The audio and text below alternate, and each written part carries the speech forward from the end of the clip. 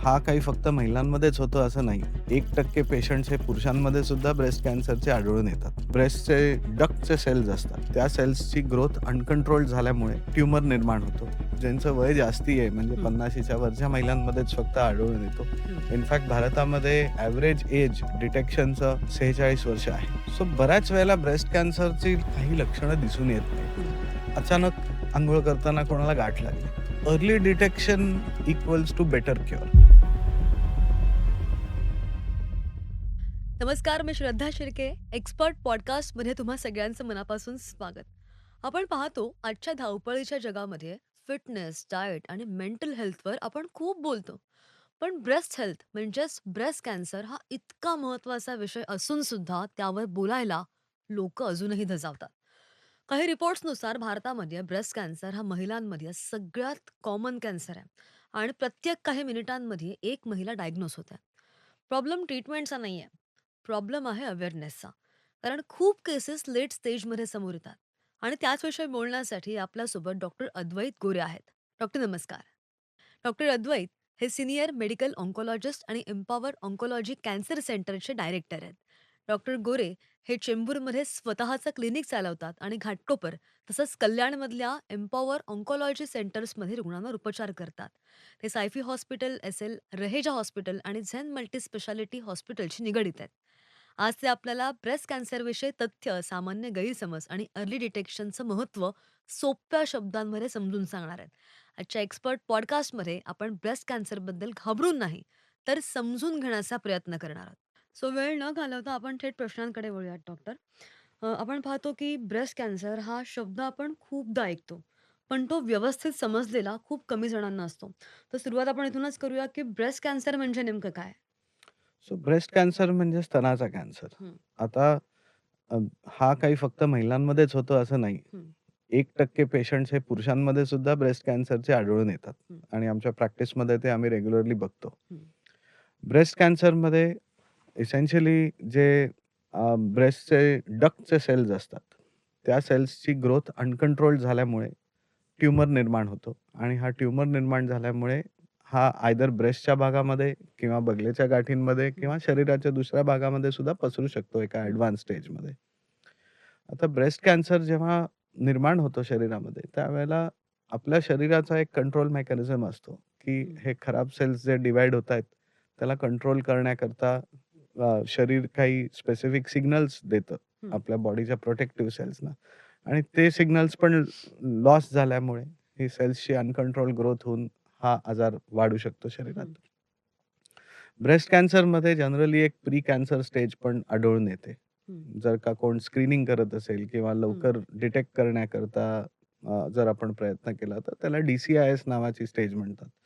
जो कंप्लीटली फुल blown cancer होण्याच्या आधीची स्टेज असते. हं, हं. आणि मग फायनली फुल ब्लोन कॅन्सर किंवा इन्व्हेसिव्ह कार्सिनोमा ज्याला आपण म्हणतो, हे आढळून येतं. ओके. पण जर आपण पाहायला गेलं तर अ, बराच संभ्रम आहे या बाबतीत. कारण की असं बोललं जातं किंवा असं समजतात काही जण, खूप जण, की मोठ्या वयाच्या महिलांनाच हा कॅन्सर होतो. असं काही आहे का, की तरुण वयामध्ये सुद्धा हा कॅन्सर होऊ शकतो? सो ब्रेस्ट कॅन्सरचे वेगवेगळे प्रकार आहेत हं, आणि असं नाही की फक्त ज्यांचं वय जास्ती आहे म्हणजे हं, 50शीच्या वरच्या महिलांमध्येच फक्त आढळून येतो. हं, इनफॅक्ट भारतामध्ये ॲव्हरेज एज डिटेक्शनचं 46 वर्ष आहे. हं. हे का आहे? कारण आपल्या इथलं पॉप्युलेशन बऱ्यापैकी यंगर आहे ॲज कंपेअर्ड टू पाश्चात्य देश. बरोबर. या यंगर एज ग्रुपमध्ये ब्रेस्ट कॅन्सर आढळून येण्याचे पण बाकी काही कारणं आहेत. एक म्हणजे हार्मोन सप्लिमेंट्स घेणं. दुसरी गोष्ट म्हणजे प्रेग्नन्सी उशिरा होणं हं, किंवा प्रेग्नन्सी झाल्यानंतर ब्रेस्ट फीडिंग न करणं. हं, ह्या काही पद्धती आहेत ज्या प्रोटेक्टिव्ह इफेक्ट देतात शरीराला, की कॅन्सर होऊ नये म्हणून. इस्ट्रोजन स्टिम्युलेशन किंवा ओरल कॉन्ट्रासेप्टिव्ह पिल्स जर खूप वर्ष कोणी घेतलं किंवा हं, आय-व्ही-एफच्या ट्रीटमेंट्स मल्टिपल टाईम जर करायला लागल्या, हं. तर एक्सेस हार्मोनला एक्सपोजर झाल्यामुळे ब्रेस्टच्या सेल्समध्ये कॅन्सरचं निर्माण होऊ शकतो. ओके. आता जर Googleवर या कॅन्सरची लक्षणं जर सर्च केली, तर लोकं खूप घाबरून जातात, कारण की काहीच्या काही लिहिलेलं असतं. तर मग अशी सुरुवातीची ब्रेस्ट कॅन्सरची लक्षणं कोणती आहेत, ज्यामुळे ब्रेस्ट कॅन्सर नेमका होतो किंवा ब्रेस्ट कॅन्सरकडे इशारा करतात? सो बऱ्याच वेळेला ब्रेस्ट कॅन्सरची काही लक्षणं दिसून येत नाहीत. हं, आता आम्ही जेव्हा पेशंट्सशी वार्ता करतो किंवा त्यांच्या नातेवाईकांशी बोलतो, तेव्हा हं, सगळ्यात पहिली सिम्प्टम असते, की अचानक अंघोळ करताना कोणाला गाठ लागली. हं, ही सगळ्यात कॉमन सिम्प्टम असते. हं, पण ती गाठ मोठी होईपर्यंत बराच उशीर झालेला असतो. कारण हं, पेशंटना ले पर्सन हं, हं, आणि एक डॉक्टरनी तपासण्यामध्ये फरक असतो. हं, आता जर ट्रेन्ड ऑन्कॉलॉजिस्टने जर तपासलं, तर एक साधारण वाटण्याच्या साइज एवढी गाठसुद्धा त्याला लागू शकते. हं. पण ले पर्सननी जर सेल्फ एक्झामिनेशन केलं, तर एखाद्या छोट्या लिंबाच्या आकाराची ती गाठ असते. त्यामुळे बरं. ऑलरेडी एक साधारण 2-2.5 सेंटीमीटरची गाठ झाल्याशिवाय स्वतःला त्यांना कळणार त्याला नाही. किती कालावधी लागतो पण म्हणजे ही गाठ तयार व्हायला? सो आता असा कालावधी काही पर्टिक्युलर नाहीये. मी हं, जसं म्हटलं, की ब्रेस्ट कॅन्सर पण वेगवेगळ्या प्रकारचे असतात. हं, 3-4 कॉमन टाइप्सचे ब्रेस्ट कॅन्सर आहेत, जे हं, हार्मोन रिसेप्टर रिस्पॉन्सिव्ह, हं, HER2 पॉझिटिव्ह, ट्रिपल निगेटिव्ह हं. आणि ह्या प्रत्येकाचा बायोलॉजिकल बिहेवियर वेगवेगळा असतो. काही आजार आहेत जे खूप रॅपिडली बाहेर येतात. बरोबर. काही आजार आहेत जे वर्षानुवर्ष हळू-हळू वाढत राहतात. हं, ज्यांना डिटेक्ट करता येतं आपल्याला स्क्रीनिंग टेस्टच्या माध्यमातून. आता जेव्हा आपण गाठ व्यतिरिक्त बाकी सिम्प्टम्सचा जर विचार केला, हं, तर सोप्या गोष्टी ज्या बघण्याच्या आहेत, की प्रत्येक महिलेने महिन्यातनं एकदा सेल्फ ब्रेस्ट एक्झामिनेशन करणं गरजेचं आहे. हं. नॉर्मल ब्रेस्ट कशी आहे हे समजल्यावरतीच आपल्याला ॲबनॉर्मल कळणार आहे. बरोबर. जनरली ज्या मेन्स्ट्रुएटिंग एज ग्रुपमध्ये आहेत, त्यांनी पिरियड संपल्यानंतर 5-1 दिवसानंतर हे सेल्फ ब्रेस्ट एक्झामिनेशन परफॉर्म करावं. हं, ज्या पोस्ट मेनोपॉजल आहेत, त्यांनी महिन्याची एक तारीख ठरवून त्या तारखेला सेल्फ ब्रेस्ट एक्झामिनेशन करावं. आता बघायचं काय आहे? हं, ब्रेस्टचा भाग बघायचा आहे, बगलेतला भाग बघायचा आहे दोन्ही बाजूचा. हं, काही एसिमेट्री दिसते का दोन्ही ब्रेस्टमध्ये? हं, की एक भाग वरती, एका बाजूला कुठे सूज दिसतीये, कुठे काही वेगळं दिसतंय का? हं, निपलच्या भागाला किंवा स्किन जी आहे ब्रेस्टवरची त्या भागाला काही अल्सरेशन किंवा काही ब्लीडिंग वगैरेचे स्पॉट्स दिसतायत का? कुठून डिस्चार्ज येतोय का? बऱ्याच वेळेला प्री मेन्स्ट्रुअल सिच्युएशनमध्ये डिस्चार्ज येऊ शकतो. हं. म्हणूनच आम्ही प्री-मेनोपॉजल वुमनना सांगतो, की तुम्ही पिरियड संपल्यानंतर एक 5 दिवसांनी सेल्फ एक्झामिनेशन करा. ओके. त्याचबरोबर कुठे फील करताना लंप वगैरे लागतोय का? लंप्स अँड बम्प्स असं आम्ही म्हणतो, की हं, लंप्स अँड बम्प्स कुठे फील होतायत का? हं. तर ह्या काही जर सिम्प्टम्स आढळल्या किंवा ह्या काही जर सायन्स दिसल्या, तर त्यांनी इमिडिएटली डॉक्टरकडे येऊन तपासून घ्यावं आणि मग पुढे त्याचं टेस्टिंग करण्याची गरज असते. बरं ही जी टेस्टिंग असते ती कोणत्या वयापासून सुरू केली पाहिजे? म्हणजे काय एज असलं पाहिजे साधारणपणे? सो स्क्रीनिंगच्या ज्या गाईडलाईन्स आहेत करंटली ज्या ICMR म्हणजे इंडियन हं, हं, गाईडलाईन अथॉरिटीनी ज्या पब्लिश केलेल्या आहेत, त्या 35 वर्षाच्या वयापासून सुरू करायचं हाय रिस्क पॉप्युलेशन हं, करता. हं, ज्यांचं नॉर्मल रिस्क आहे त्यांना 40व्या वर्षापासून चालू करायचं आहे स्क्रीनिंग. 2 वर्षातनं एकदा सोनोग्राफी, मॅमोग्राफी करणं. 6 महिन्यातनं एकदा क्लिनिकल ब्रेस्ट एक्झामिनेशन हं, करणं. आता ते क्लिनिकल ब्रेस्ट एक्झामिनेशन सर्जन बरोबर असेल, गायनेकॉलॉजिस्ट बरोबर असेल, ऑन्कॉलॉजिस्ट बरोबर असेल, हं, हूएव्हर पेशंट्स कम्फर्टेबल असतील. हं, बऱ्याच वेळेला फिमेल पेशंट गायनेकॉलॉजिस्ट किंवा त्यांच्या सर्जनकडे जातात. हं. सुरुवातीचं टेस्टिंग करण्याकरता. बरोबर. कारण त्यांच्याशी त्यांचा रॅपो असतो. हं, हे महत्वाचं आहे. तर हाय रिस्क पेशंट्स म्हणजे कोण? तर एक साधारण 10% पेशंट्समध्ये ब्रेस्ट कॅन्सरची जेनेटिक रिस्क असते. ओके. काही जीन्स आहेत, एस्पेशली सगळ्यात कॉमनली BRCA1, BRCA2 हं. हे फॅमिलीजमध्ये दिसून येतात. म्हणजे आजीला झाला, आईला झाला, आता मुलीला हां, मी झालाय. तेच विचारणार होते, की जेनेटिक वाईज होता का? सो हे एक 10% पेशंट्समध्ये आढळून येतं. हं, त्यामुळे ज्यांना जेनेटिक रिस्क हाय आहे, की ज्यांच्या फॅमिलीमध्ये at least 2 first degree relatives हं, यांना जर ब्रेस्ट किंवा ओव्हरियन कॅन्सरची जर लागण झाली असेल, तर हं, त्यांच्यामध्ये आधी जेनेटिक टेस्टिंग करून बघणं गरजेचं आहे, की हं.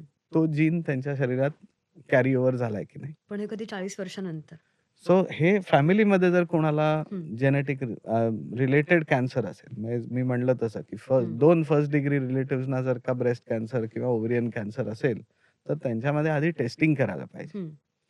टेस्टिंग केल्यानंतर जर पॉझिटिव्ह असेल, तर मग बाकी फॅमिली मेंबर्सचं टेस्टिंग होणं गरजेचं आहे. ओके. आणि मग त्यांच्यामध्ये जर का तो जीन आढळून आला टेस्टमध्ये, तर त्यांना काही प्रिव्हेंटिव्ह मेजर्स. हं, कारण काही पेशंट काही इंडिव्हिज्युअल्स असे असतील ज्यांना ऑलरेडी आजार झालाय आणि जेनेटिक रिस्क आहे. पण काही आहेत ज्यांना जेनेटिक रिस्क आहे, पण दे आर हेल्दी. त्यांना अजून आजार झालेला नाहीये. हं, हं. आपल्याला त्या लोकांमध्ये फोकस करून अर्ली डिटेक्शन करायचं. ओके.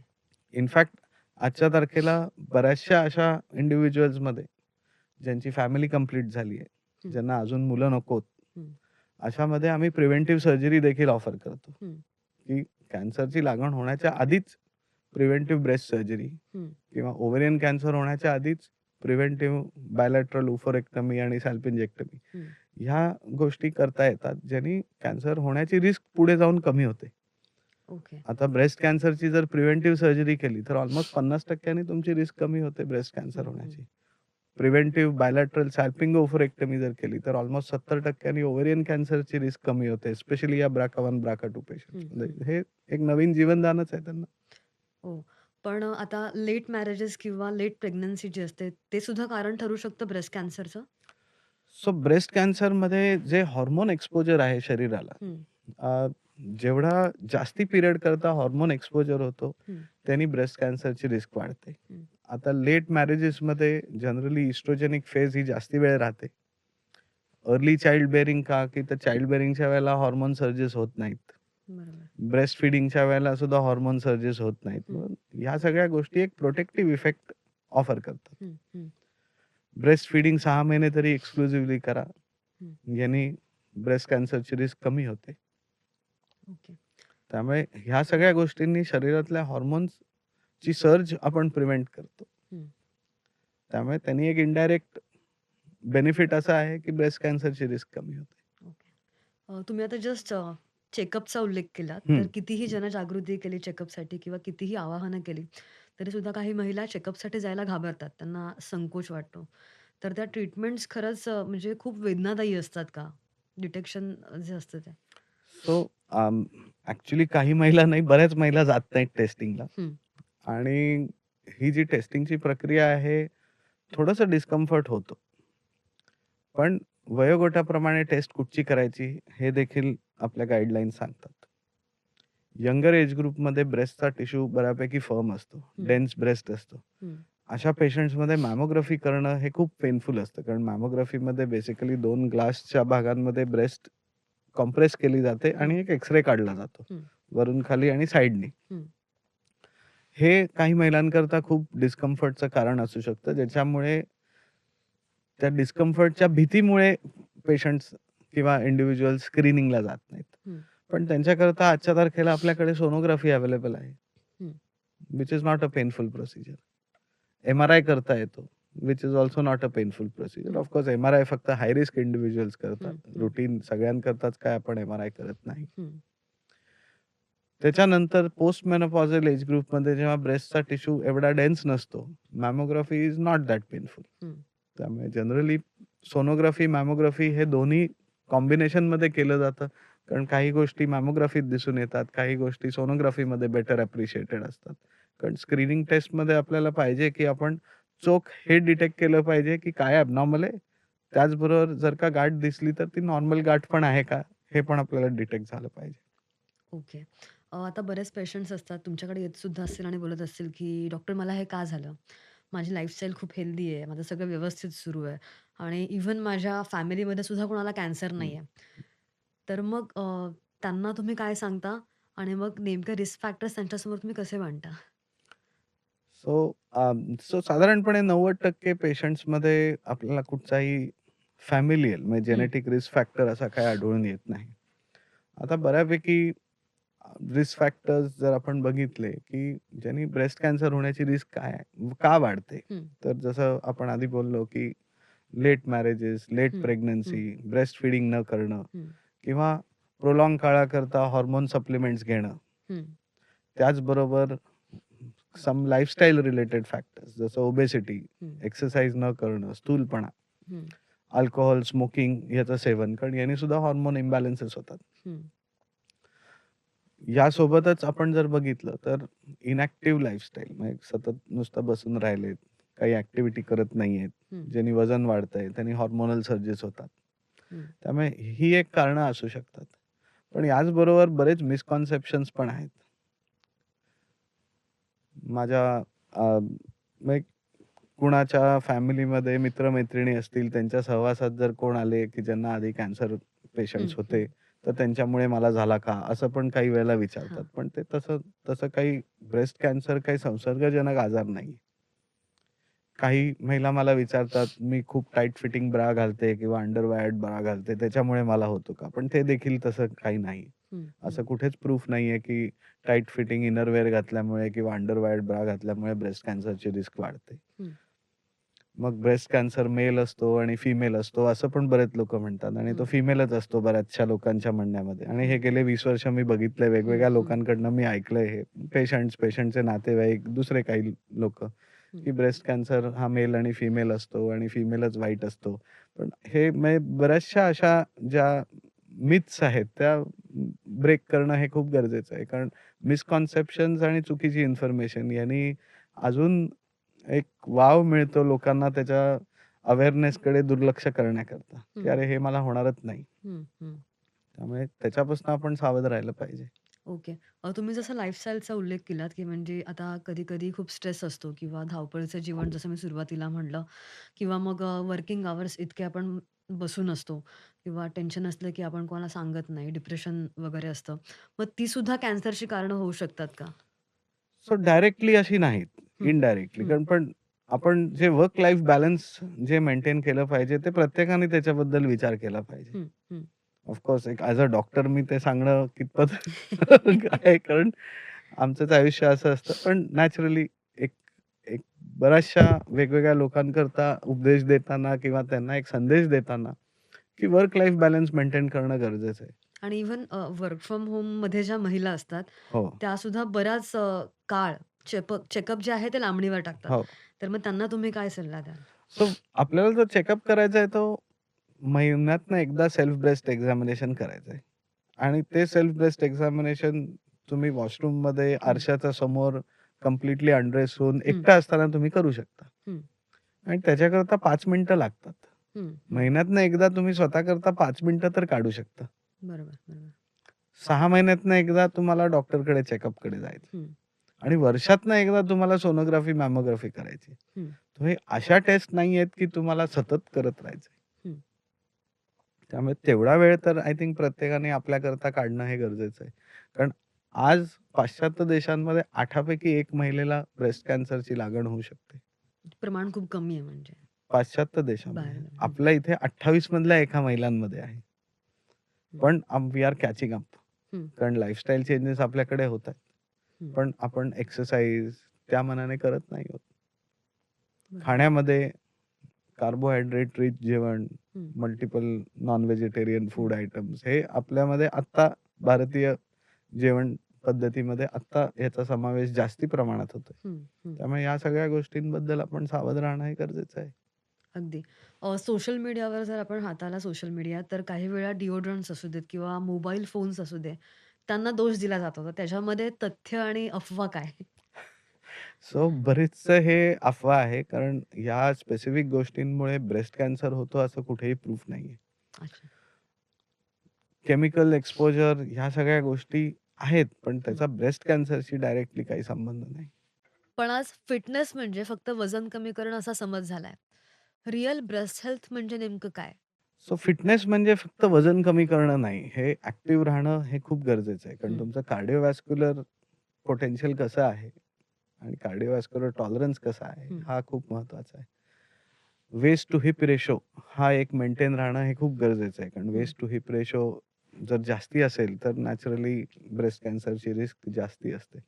इनफॅक्ट जे पेशंट्स आहेत, ज्यांची ट्रीटमेंट संपली आहे आणि जे हं, आता फॉलोअपवर आहेत, हं, आम्ही खूप त्यांच्या मागे लागतो, की प्लीज वजन वाढू देऊ नका. हं, कारण ट्रीटमेंट संपल्यानंतर देखील जर वजन वाढलं पटापट, हं, तरीसुद्धा हार्मोन इम्बॅलन्सेस परत होऊन आजाराच्या रिकरन्सची रिस्क जास्ती असते. हं, हं, ज्यांना ओबेसिटी होते पोस्ट ट्रीटमेंट कंप्लीशन. हं, त्यामुळे वजन कंट्रोलमध्ये ठेवणं, कार्डिओव्हॅस्क्युलर रिस्क मेंटेन करणं आणि खाण्यापिण्यामध्ये सुद्धा नंतर ट्रीटमेंट नंतर सुद्धा लाईफस्टाईल मॉडिफिकेशन हे सतत करावं लागतं. हं, हं, आता नाहीये, की आता माझी ट्रीटमेंट संपली आणि आता हे कायमचं गेलं. हं. कारण एक रिस्क नेहमी असते. जरी स्टेज 1 चा जरी आजार म्हणला, तरीसुद्धा 90% ते 95% लोकं पूर्णपणे बरे होतात. पण परत येण्याची रिस्क 5% ते 10% तरी आहेच. बरोबर. आणि ती कुणामध्ये अनफॉर्च्युनेटली आपण सुरुवातीपासून जाणून घेऊ शकत हं, नाही. हं. ते आपल्याला एनिवे फॉलोअपमध्ये ठेवल्यावरतीच समजतं. बरोबर आहे. दुसऱ्या साईडला तंत्रज्ञान कितीही प्रगत जरी होत असलं किंवा आणखीनही होतंय, हं. पण एक बेसिक माइंडसेट बनलेला असतो लोकांचा, की कॅन्सर म्हणजे आयुष्य संपलं. बरोबर. तर मग आत्ता जो कॅन्सर आहे आणि त्याच्यावर हं. जे सोल्युशन आहे, तर हा कॅन्सर किती प्रमाणामध्ये बरा होऊ शकतो? So early detection equals to better cure. हं. हा एक मंत्र आहे. अच्छा. ॲट ब्रेस्ट कॅन्सर बाबत आणि बाकीच्या काही कॅन्सर्स बाबत देखील. जसं मी आता म्हणलं, की स्टेज 1चा कॅन्सर असला, तर 90 ते 95% चान्सेस आहे, की हा आजार परत कधी येणार नाही आयुष्यामध्ये. हं, पण हेच जर आपण the other end of the spectrum, की स्टेज 4, तर स्टेज 4चा आजार क्युअर होत नाही. हा कंट्रोलमध्ये राहतो. हं, 5 इयर सर्व्हायव्हल जे आम्ही म्हणतो, की 5 वर्षापर्यंत सर्व्हायव्हल झालं, तर generally we consider that patient as cured. हं, 5 इयर सर्व्हायव्हल आता नवीन पद्धतींमुळे टार्गेटेड थेरपी म्हणा, हॉर्मोन थेरपी म्हणा, इम्युनोथेरपी देखील याच्यामध्ये आलेली आहे. हं, सो स्टेज 4चे पेशंट्स एक साधारण 20 ते 25% सर्व्हाईव्ह करतात 5 वर्ष. हं, हं, त्यामुळे एवढा स्टार्क डिफरन्स आहे, की एका ठिकाणी 5 इयर सर्व्हायव्हल 95%, दुसऱ्या ठिकाणी फक्त 20%. आणि भारतामध्ये तरी जे स्क्रीनिंग नीट फॉलो केलं जात नाही किंवा जी सतर्कता पाहिजे लोकांमध्ये, हं, बरेचसे पेशंट आमचे स्टेज 2 किंवा स्टेज 3 मध्ये डायग्नोज केले जातात. ऑलमोस्ट 50% तरी, हं, हं, जे लोकली ॲडव्हान्स्ड आजार आहे. कारण अर्ली डिटेक्शन करता स्क्रीनिंग प्रोग्राम जरी जागेवर असला, हं, तरी सुद्धा महिला जात नाहीत स्क्रीनिंग करायला. हे एक मोठं हं. दुर्दैव आहे. जनजागृती आणखी आवश्यक आहे. हो, जनजागृती आहे. आता तुम्ही Googleवरती गेलात किंवा कुठेही सोशल मीडियावरती गेलात, तुम्हाला कॅन्सरचा तुम्ही सर्च करून कॅन्सर अवेअरनेस म्हणलात, तर 90% पोस्ट ब्रेस्ट कॅन्सर अवेअरनेसबद्दल दिसतील. पण ते फक्त त्याच्यावरती, ते अंमलात आणले जात नाहीत अनफॉर्च्युनेटली. बरोबर. तुम्ही आता जस्ट ट्रीटमेंटचा उल्लेख केलात. ट्रीटमेंटबद्दल बोलायचं झालं तर किमोथेरपी म्हणजे एक भयानक चित्र डोळ्यांसमोर येतं. ब्रेस्ट कॅन्सरसाठी आज कोणते उपचार उपलब्ध आहेत? सो ब्रेस्ट कॅन्सर करता आजच्या तारखेला एक मल्टीडिसिप्लिनरी टीम ट्रीटमेंट म्हणतो, की दॅट्स अन हं, एम-डी-टी. आपल्याला सर्जनची गरज लागते, हं, जे स्पेसिफिकली ब्रेस्ट सर्जन्स असतात किंवा ब्रेस्ट सर्जिकल ऑन्कॉलॉजिस्ट असतात. हं, ब्रेस्ट सर्जरीमध्ये सुद्धा पुष्कळ डेव्हलपमेंट झालेले आहेत. हं, हिस्टॉरिकली कंप्लीट ब्रेस्ट रिमूव्हल करायचे. पण हं, आता ब्रेस्ट कन्झर्व्हिंग सर्जरी, हं, इव्हन ऑन्कोप्लास्टिक सर्जरी, रिकन्स्ट्रक्शन, हं, यंगर महिलांमध्ये देखील ज्यांना ब्रेस्ट कन्झर्व्ह करायची आहे, हं, त्यांच्याकरता वेगवेगळे ॲडव्हान्स सर्जिकल टेक्निक्स आलेत, ज्याच्यामुळे इव्हन मिनिमली इन्व्हेसिव्ह सर्जरी आता ब्रेस्ट कॅन्सरमध्ये होते. हं, हं, ज्यानी कॉस्मेटिकली बेटर आउटकम्स, हं, स्कार कमी, पण ऑन्कॉलॉजिकल आउटकम्स सेम. हं, त्यामुळे हा खूप ॲडव्हान्स झालेला आहे. किमोथेरपी आहेच. किमोथेरपी आपण का देतो हे आधी समजून घेणं गरजेचं हं, आहे. लोकं घाबरतात, हं, पण किमोथेरपी देण्यामागचं कारण काय? आता बरेचसे पेशंट्स असतात, त्यांना किमोथेरपी 3 कारणांकरता दिली जाते. पहिलं कारण म्हणजे की शस्त्रक्रिया झाली आहे हं, आणि आता आजाराचा स्टेज काय आहे त्याच्याप्रमाणे पुढची ट्रीटमेंट दिली जाते. हा आजार फ्युचरमध्ये परत नको यायला म्हणून. हं, त्यामुळे आपण काय ट्रीट करतोय त्याच्यात एक मायक्रोस्कोपिक आजार ट्रीट करतोय. हं, सर्जरी झाली, गाठ काढली, ट्यूमर काढला. हं, पण हे सेल्स जेव्हा प्रायमरी ट्यूमर 1 सेंटीमीटरपेक्षा मोठा होतो, हं, तेव्हा मायक्रोस्कोपिकली हे सेल्स शरीरात दुसरीकडे असण्याचे चान्सेस असतात. हं, आणि ते आज आपल्याला दिसणार नाही, पण 4 वर्ष, 5 वर्ष, 8 वर्ष, 10 वर्षानंतर ते कुठेतरी जाऊन बसतील आणि तिथे मोठे होतील आणि बाय दॅट टाईम तो स्टेज 4 मध्ये परिवर्तित होतो. हं, त्यामुळे सर्जरी झाल्यानंतर आपण किमोथेरपी देतो, हा मायक्रोस्कोपिक आजार मारण्याकरता आणि फ्युचरमध्ये हा आजार येऊ नये याची रिस्क कमी करण्याकरता. हं, दुसरं कारण आहे किमोथेरपी द्यायचं, की जसं मी म्हटलं 50% पेशंट्स लोकली ॲडव्हान्स्ड हं, आजारात येतात. हं, त्यामुळे काही वेळेला आजार जर मोठा असला, ब्रेस्टची साईज छोटी असली हं, किंवा पेशंटना ब्रेस्ट वाचवायची असली, तर आजार श्रिंक करण्याकरता म्हणून किमोथेरपी दिली जाते. ज्याला निओ ॲड्ज्युव्हंट किमोथेरपी म्हणतात. म्हणजे हं, शस्त्रक्रियेच्या आधी आपण किमोथेरपी देतो. हं, की आजार कमी करायचा म्हणजे टोटल ब्रेस्ट रिमूव्हलची गरज नाही. ओन्ली गाठ काढून चालेल हं. आणि शस्त्रक्रिया पण पूर्ण होईल ऑन्कॉलॉजिकल प्रिन्सिपल्सच्या मानाने. ओके. तिसरं कारण आहे स्टेज 4 आजारामध्ये. म्हणजे हं, ज्यांना ॲडव्हान्स्ड आजार असतो, हं, ज्यांचे आजार किमोथेरपीनीच रिस्पॉन्सिव्ह असतात, हं. याकरता किमोथेरपी दिली जाते. ओके. तर तिसरा प्रकारची ट्रीटमेंट जी आहे ती हॉर्मोन थेरपीची आहे. तर हॉर्मोन थेरपीच्या जनरली गोळ्या किंवा इंजेक्शन्स दिले जातात. प्री मेनोपॉजल एज ग्रुपमधल्या महिलांना एक प्रकारची हॉर्मोन थेरपी दिली जाते. काही वेळेला ओव्हरीजचं फंक्शन सप्रेस करण्याकरता सुद्धा काही इंजेक्शन्स दिले जातात. हं, पोस्ट मेनोपॉजल महिलांकरता वेगळी ट्रीटमेंट असते. हं, आणि हॉर्मोन थेरपी देखील आजार परत येऊ नये म्हणून, जसं मी किमोथेरपीबद्दल बोललो, की सर्जरी झाल्यानंतर हॉर्मोन थेरपी दिली जाते हं, किंवा स्टेज 4 मध्ये ज्यांचे आजार हॉर्मोन रिस्पॉन्सिव्ह असतात, हं. त्यांच्यामध्ये आपल्याला हॉर्मोन थेरपी, त्याच्यासोबत काही टार्गेटेड थेरपी हे देऊन आपल्याला आजारावरती कंट्रोल ठेवता येतो. चौथा भाग झाला आता रेडिएशन थेरपीचा. हं. तर रेडिएशन थेरपी म्हणजे काय? की क्षकिरणं असतात. जसं एक्स-रे, सीटी स्कॅनमध्ये क्षकिरणांचा वापर हा डायग्नोसिस करता केला जातो, मॅमोग्राफीमध्ये सुद्धा. हं, हं, पण रेडिएशनमध्ये ही क्षकिरणं ट्रीटमेंट करता वापरतात.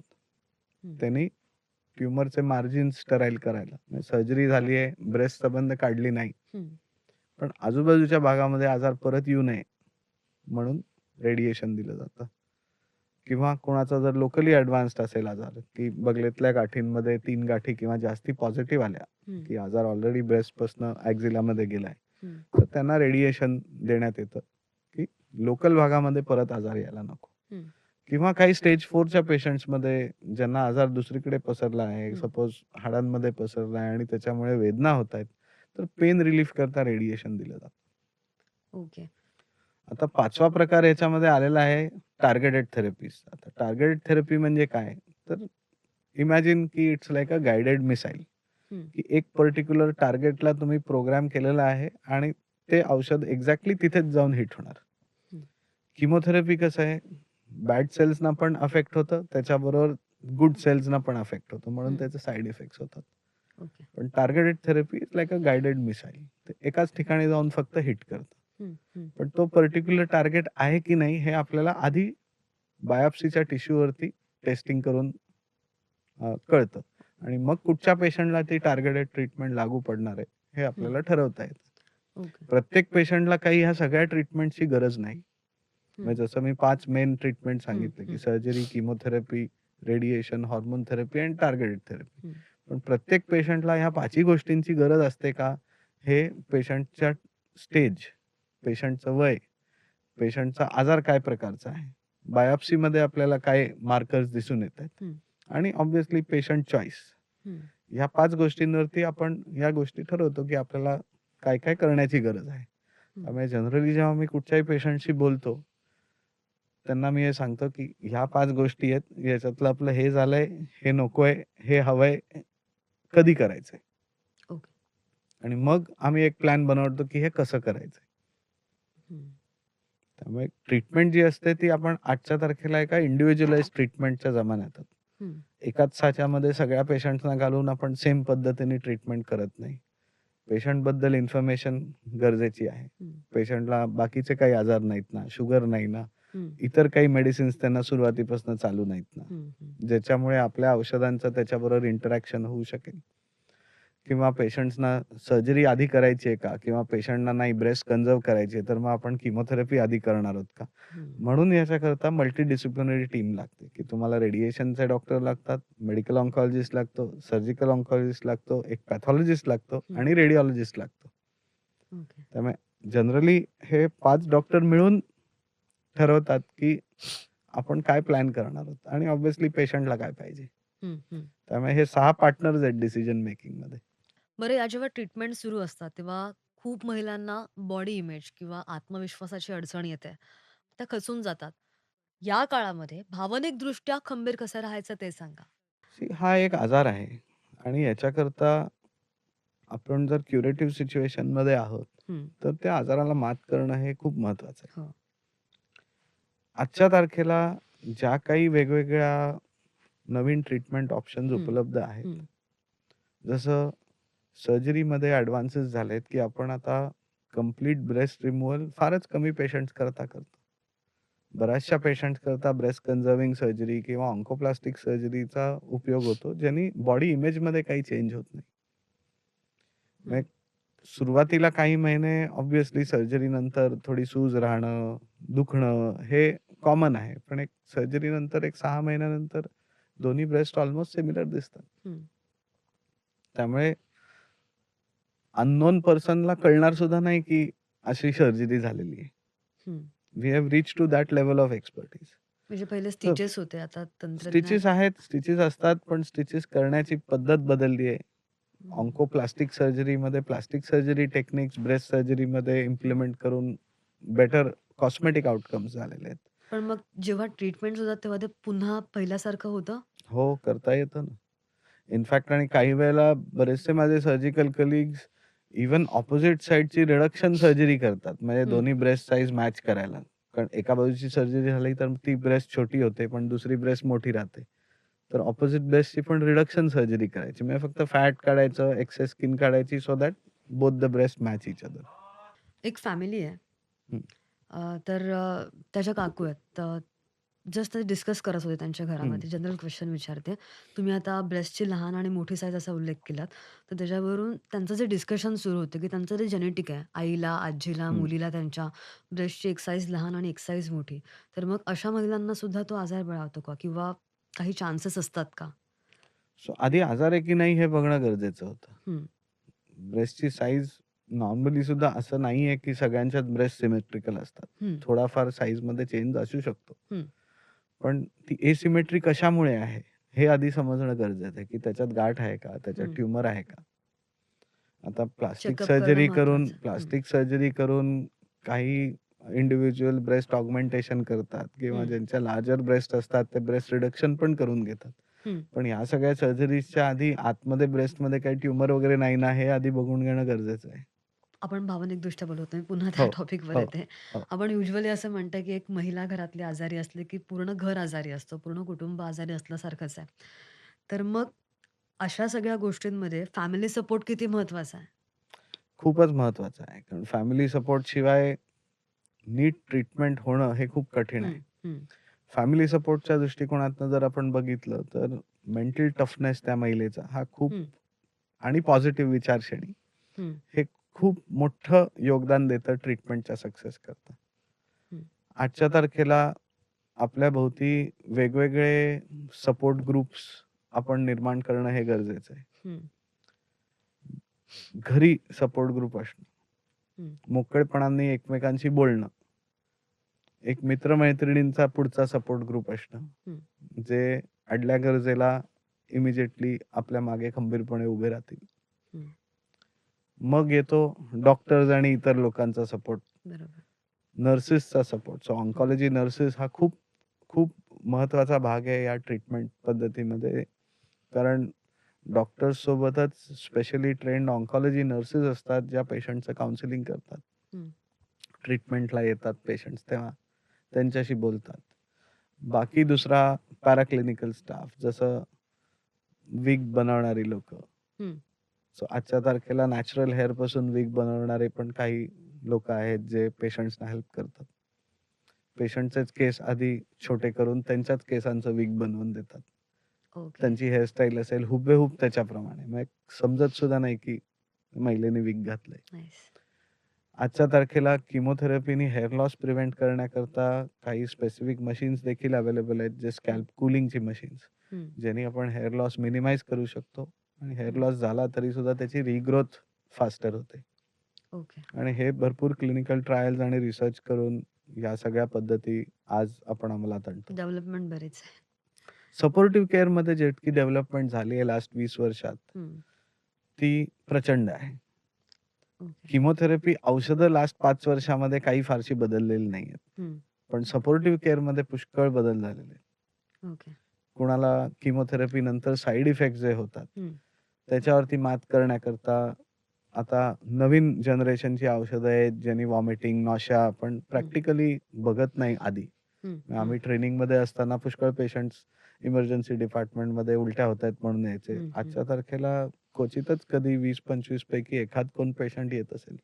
ते डोस खूप हेवी असतात म्हणून. डोस वजनाप्रमाणे असतात. ओके. सो मी म्हटलं तसं आपण एका इंडिव्हिज्युअलाइज्ड ट्रीटमेंटच्या जमान्यात आहोत. हं, प्रत्येक पेशंटचा आपला डोस असतो. हं, हं. तोच डोस दुसऱ्या पेशंटचा नसणार आहे. बरोबर. त्या पेशंटचा तो डोस, त्याला लागणारी जी सपोर्टिव्ह केअर आहे, ती त्या पर्टिक्युलर ट्रीटमेंट प्लॅन आणि पेशंट फॅक्टर याच्यावरती डिसाईड केली जाते. बरं. आणि आज लोकं प्रतिबंध म्हणजे प्रिव्हेन्शन करायला खूप जास्त पसंती देताना दिसतात. ब्रेस्ट कॅन्सर हा पूर्णपणे टाळता येऊ शकतो का? सो टाळणं हे काय आपल्या हातात नाही. हं, पण सतर्क राहणं आणि त्याचं टेस्टिंग करणं, हं, म्हणजे आपल्याला त्याचं लवकर निदान होणं, हं. हे सगळ्यात महत्त्वाचं आहे. कारण ओके. काही गोष्टी अशा आहेत ज्या आपल्या हातात नाहीत. हं, हं, ऑफकोर्स ज्यांना जेनेटिक रिस्क आहे, त्यांच्यामध्ये आपण टाळण्याकरता प्रिव्हेंटिव्ह सर्जरी करू शकतो. हं, पण बाकी मेजॉरिटी 90% लोकांमध्ये ज्यांच्यामध्ये रिस्क फॅक्टर नाही, टाळण्याकरता जे हाय रिस्क फॅक्टर्स आहेत, ते आपण अव्हॉइड करणं गरजेचं आहे. म्हणजे लाईफस्टाईल मॉडिफिकेशन्स, हं, हं, खाण्यापिण्यामध्ये प्रबंध, प्रेग्नन्सी उशिरा न होऊ देणं, हं, चाइल्ड बर्थ नंतर ॲटलीस्ट 6 महिन्याकरता ब्रेस्ट फीडिंग करणं. हं. ह्या ज्या सगळ्या प्रोटेक्टिव्ह मेकॅनिझम्स आहेत, त्या फॉलो करणं, म्हणजे आपली रिस्क कमी होत जाणार आहे. अगदी. आणि सेल्फ ब्रेस्ट एक्झामिनेशन आणि स्क्रीनिंग करणं. हं. ह्या सगळ्या गोष्टी एकत्र प्रिव्हेन्शन आणि अर्ली डिटेक्शन हे हं. दोन्ही नाही एकत्रच गेलं पाहिजे. अगदी आणि अगदी शेवटाकडे आहे मी. हं. जाता-जाता आमच्या प्रेक्षकांना तुमचा एक मुलाचा सल्ला. घाबरू नका. कॅन्सर हा एक फक्त शब्द नाहीये, हे आपण सगळे जाणतो. पण जर का कुणाला कर्करोगाची जर लागण झाली असेल, तर त्यांनी समोर येऊन बोलणं हे खूप गरजेचं आहे. ती जी मनातली भीती असते, की आता माझ्या छातीमध्ये गाठ लागतेय मला, पण मी घरी सांगितलं तर आता पुढे काय होईल? याची तुम्ही भीती बाळगू नका. तुम्ही जर बोललात, तुम्ही सांगितलत, तर त्याचं लवकर निदान होईल. तुमची घरची लोकं सुद्धा तुमच्याबरोबर खंबीरपणे उभं राहू शकतात आणि ह्या ट्रीटमेंट सगळ्या पद्धतीमध्ये इंडिव्हिज्युअलाइज्ड ट्रीटमेंटनी आजच्या तारखेला ब्रेस्ट कॅन्सरची ट्रीटमेंट खूपच चांगल्या आणि सुरळीतपणे होऊ शकते आणि पूर्णपणे बरा होण्याचे सुद्धा चान्सेस याच्यात चांगले असतात, जर का आपण त्याला अर्ली डिटेक्ट केलं तर. तर आजच्या संवादामधून एक गोष्ट स्पष्ट झाली आहे. ब्रेस्ट कॅन्सर हा फक्त मेडिकल प्रॉब्लेम नाहीये, तर तो अवेअरनेसचा सुद्धा प्रॉब्लेम आहे. आणि त्यामुळे वेळेवर निदान आणि योग्य उपचार यामुळे ब्रेस्ट कॅन्सरवर नियंत्रण मिळवता येतं. आणि त्यामुळेच स्वतःच्या शरीराचं ऐका. लहान-सहान बदलही इग्नोर करू नका आणि रेग्युलर चेकअप्स करा. ब्रेस्ट हेल्थ ही लाजेची गोष्ट नाहीये, तर ती समजून घेण्याची गोष्ट आहे. डॉक्टर तुम्ही इथे आलात आणि आमच्या प्रेक्षकांना खूप छान मार्गदर्शन केलं त्यासाठी तुमचे आभार. एक्सपर्ट पॉडकास्ट पाहिल्याबद्दल तुम्हा सगळ्यांचे धन्यवाद. कारण ब्रेस्ट कॅन्सरमध्ये जागरूकता हेच सगळ्यात मोठं रक्षण आहे. Thank you.